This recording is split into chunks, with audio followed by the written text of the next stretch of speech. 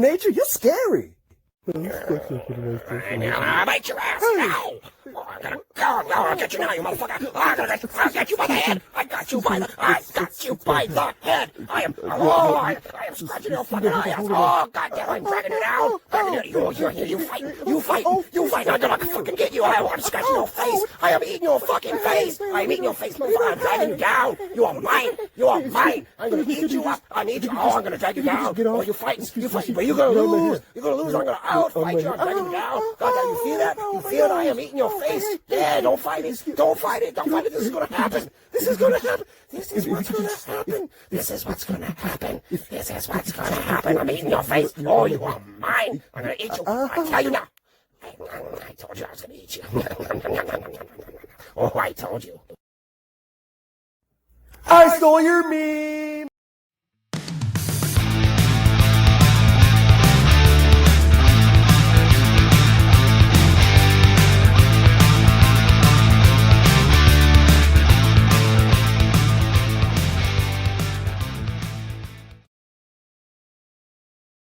Good morning, Captain.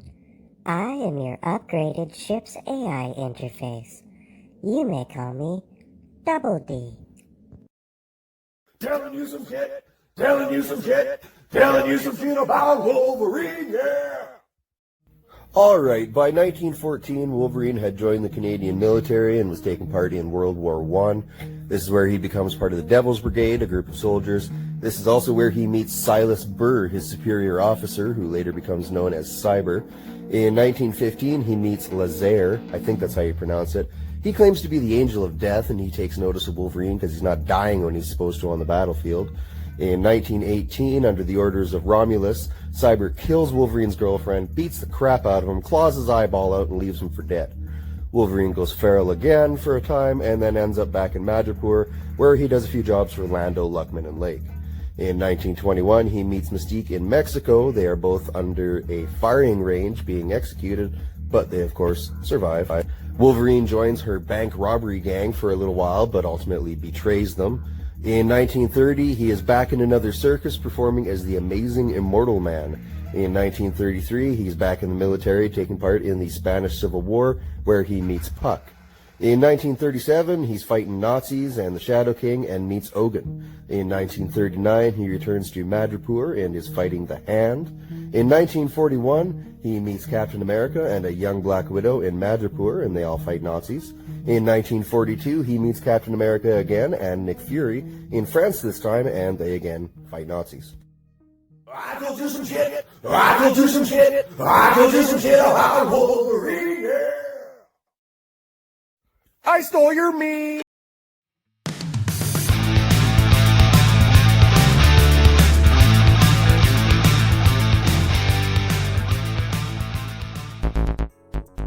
I think you know what you need to do, Captain. Steve sent me to a planet with an active biohazard warning on it. I almost fucking died. It's not the sort of thing I can let go. Boom goes the dynamite, and boom goes the dynamite, and boom goes the dynamite.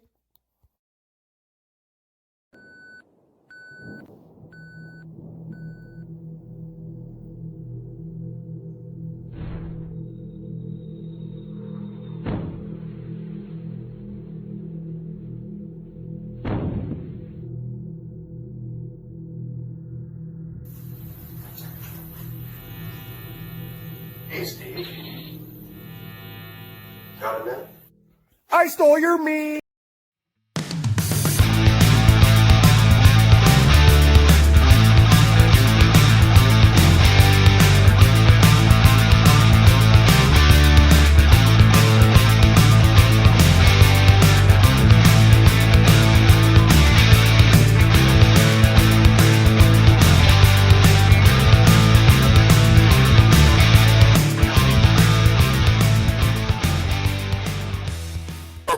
Please, it's nothing personal. I just think all humans are scum and wanted you dead.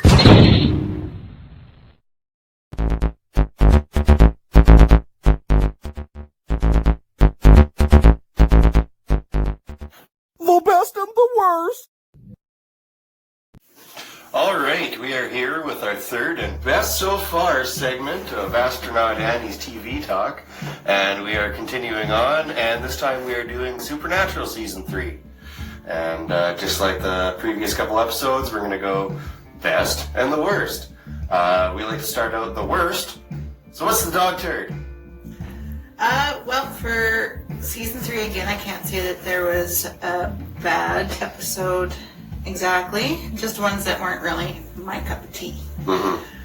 So first one is bedtime stories. In this episode, you have a girl who's been in a coma for years and being cared for by her Dr. Dad. Dr. Dad.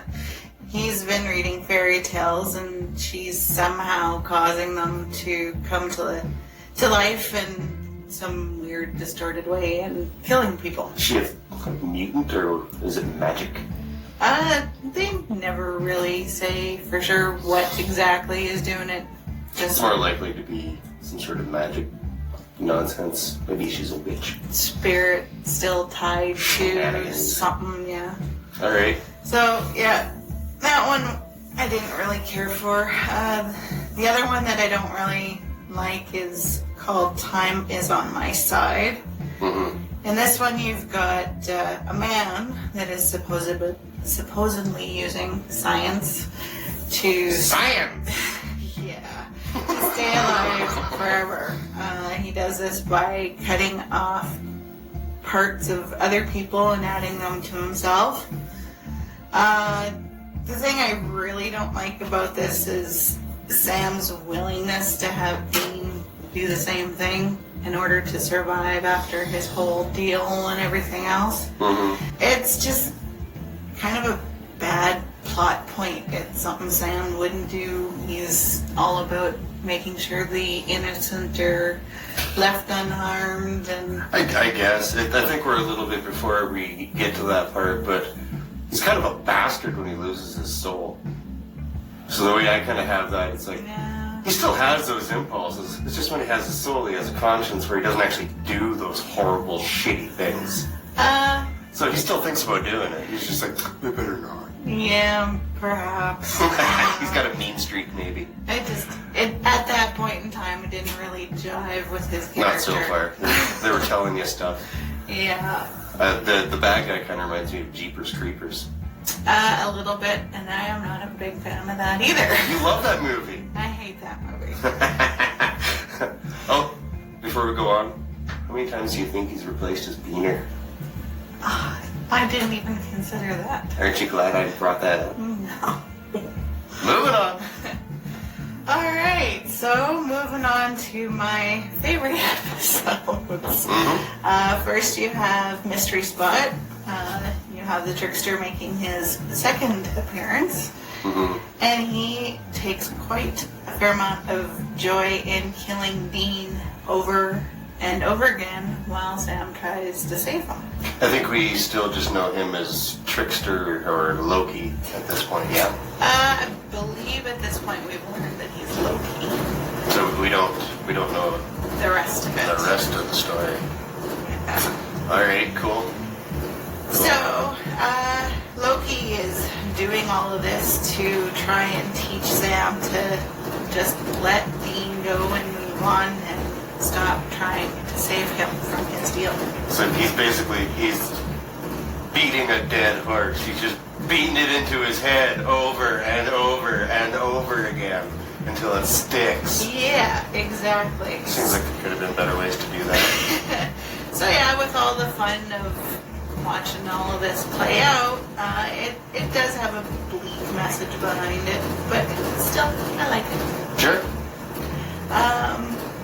My other favorite episode would be Ghostfacers. Well, that would be my favorite episode of the season. Yeah. Oh, yeah. It's a really fun introduction to a team of ghost chasers, and they're kind of doing it with a documentary style approach. They're so R-worded, it's funny.